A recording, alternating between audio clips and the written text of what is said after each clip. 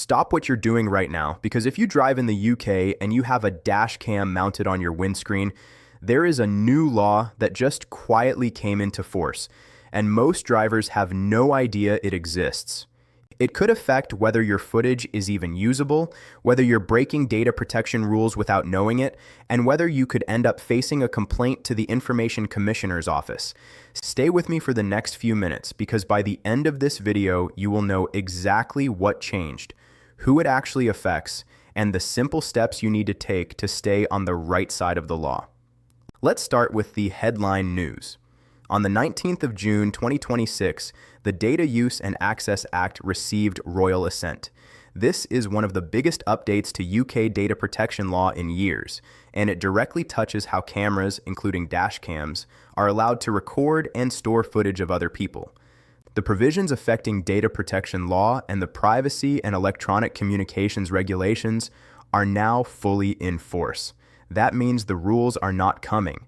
They are already here, and they apply to every driver, every business, and every fleet operator across the country.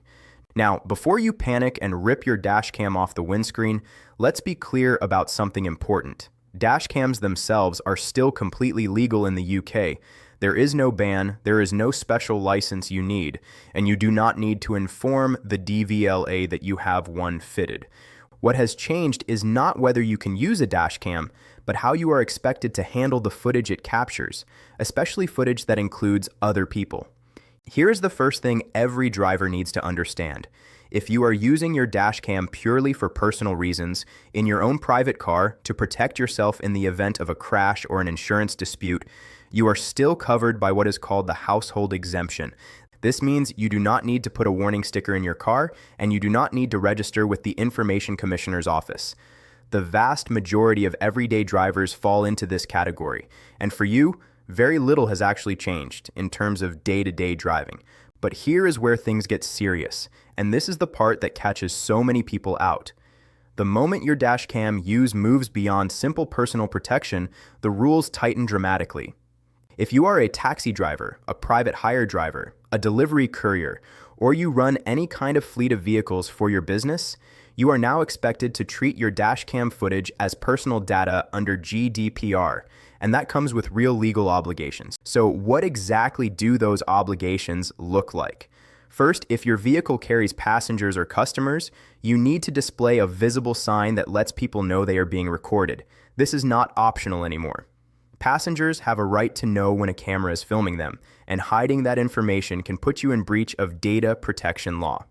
Second, you need a proper privacy notice, explaining how the footage is used, how long it is kept, and who it might be shared with. You don't need to hand this out inside the vehicle, but your sign needs to point people to where they can find it. Often a simple web page will do.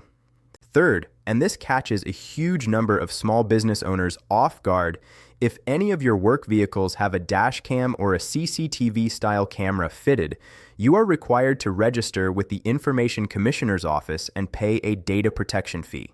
For most small businesses, that fee sits around £52 a year.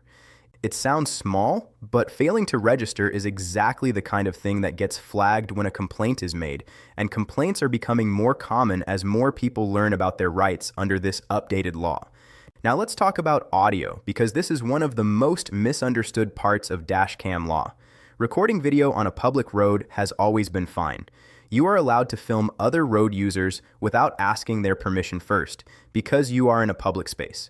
Audio is a completely different story. If your dash cam is capturing sound inside the cabin of your vehicle, and you have passengers who have not agreed to being recorded, you could be crossing a serious privacy line. The safest and most common approach, especially for taxi drivers and private hire operators, is to switch off interior audio recording entirely and only enable it in exceptional circumstances. For example, if there is a genuine threat to personal safety. Most modern dash cams let you mute audio with a single tap, so there is really no excuse not to get this right. Next, let's talk about something almost every dash cam owner has thought about doing at least once, and that's sharing footage online. Maybe you caught a dangerous overtake, a road rage incident, or something genuinely funny happening on your commute. Before you upload that clip to YouTube, TikTok, or Facebook, you need to think carefully. If that footage clearly shows someone's face or their number plate, you have just become what the law calls a data controller. That means you are now personally responsible for how that person's identifiable information is used and shared. If they complain, and people absolutely do complain, you could find yourself dealing with an ICO investigation over a video you thought was just a bit of harmless content. The fix is simple. Blur faces and number plates before you post anything publicly. There are free tools that do this automatically now, so there really is no good reason to skip this step. Let's also cover storage, because this is another area where the new rules apply real pressure, especially to businesses. Data protection law includes something called the storage limitation principle, which basically means you are not allowed to hold on to personal data for longer than you actually need it. For fleet operators, the recommendation is to delete footage after about a week unless it's specifically needed for an ongoing incident or insurance claim. Sitting on weeks or months of old recordings that you don't need is exactly the kind of thing that puts you at odds with the law. So if you manage a fleet, now is a good time to check your retention settings and make sure old footage is actually being cleared out automatically. One more thing that trips people up, and this applies whether you're a private driver or a business owner. If you ever change the reason you're using your dash cam, you need to update your privacy notice, and if you have employees, you need to tell them before you make the change. Let's say you started out using dash cams purely for insurance protection, and later you decide to start using that same footage to monitor how your drivers are performing on the road. That's a completely different purpose, and under the new rules, your staff have a legal right to know about that shift before it happens, not after. Now let's talk about the good news, because it's not all warnings and compliance headaches. Dashcam footage remains hugely valuable, both for individual drivers and for the police. Every police force across England and Wales now runs a portal, commonly branded as Operation Snap or the National Dash Cam Safety Portal, where you can upload footage of dangerous or careless driving directly to your local force. Tens of thousands of submissions go through this system every single year, and a significant proportion of them lead to warnings, driver education courses, fixed penalties, or in serious cases, prosecutions. If your dash cam is installed correctly and you're following the basic privacy rules we've just covered, your footage remains just as powerful as evidence in court and with your insurer as it always has been. Insurers still love dashcam footage too, and many still offer a discount of around 10 to 15% on your premium if you fit one and agree to share footage when a claim is disputed. So let's bring this all together into something simple you can actually act on today. If you're a private driver using your dashcam just for your own protection, relax. You're almost certainly fine exactly as you are.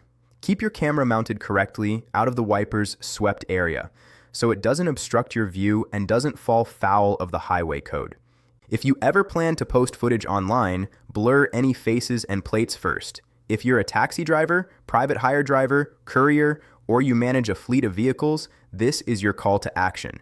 Check whether you're registered with the Information Commissioner's Office, put up visible signage in your vehicles, write or update your privacy notice, mute your interior audio by default, and set up a proper deletion schedule so old footage doesn't sit around longer than it needs to. The bigger picture here is that dash cams are not going anywhere. They remain one of the smartest and cheapest pieces of protection any driver can have fitted, especially with staged crashes and disputed claims becoming more common on UK roads. What has changed in 2026 is the level of responsibility that comes with capturing footage of other people. And honestly, most of the fixes are quick, cheap, and take less than an hour to put in place. Ignoring them is what gets people into trouble, not the dash cam itself.